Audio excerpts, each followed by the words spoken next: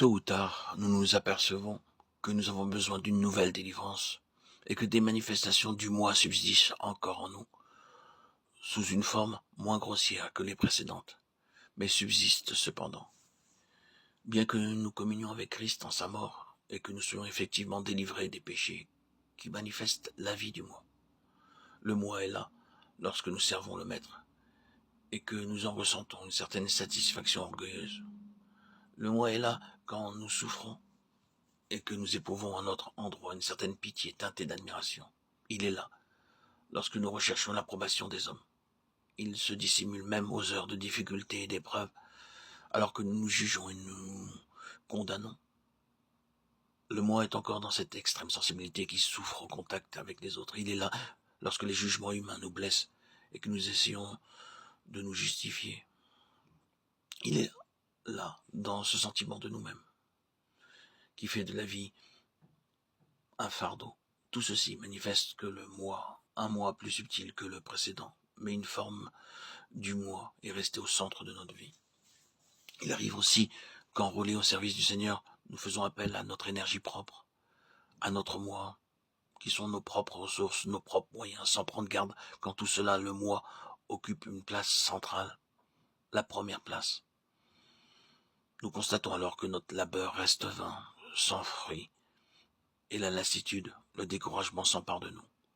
Lorsque nos yeux s'ouvrent, nous voyons enfin le néant d'une activité que sa vie n'anime pas. C'est alors que l'Esprit de Dieu nous ramène à la croix et nous y fait trouver une nouvelle délivrance, une délivrance qui, chez plusieurs, a provoqué une transformation radicale de la vie et a eu des répercussions infiniment plus profondes que n'en avait eu l'affranchissement du péché.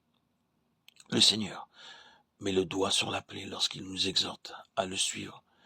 Si quelqu'un veut venir après moi, qu'il renonce à lui-même. Ce n'est pas au péché qu'il nous demande de renoncer ici, mais à nous-mêmes, Matthieu 16, 24.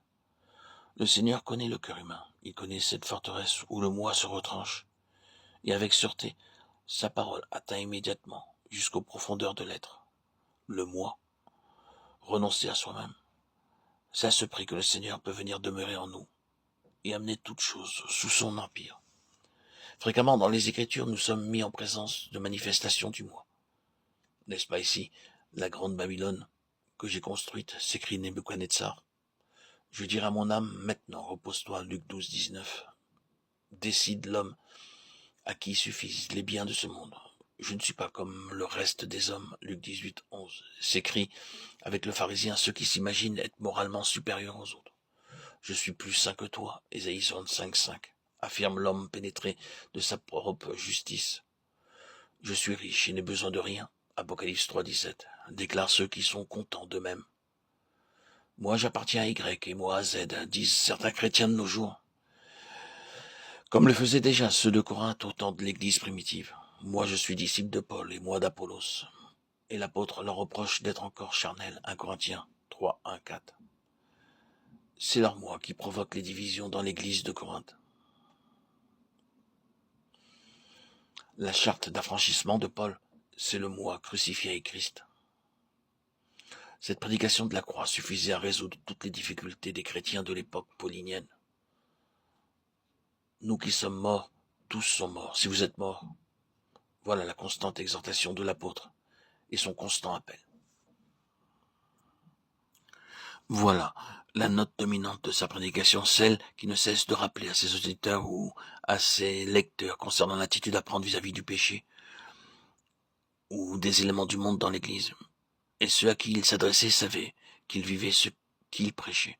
S'il déclarait avoir été crucifié avec Christ, ce n'était pas pour rechercher en même temps les honneurs ou la première place, bien qu'il eût pu le faire comme apôtre, 1 Thessaloniciens 2, 6.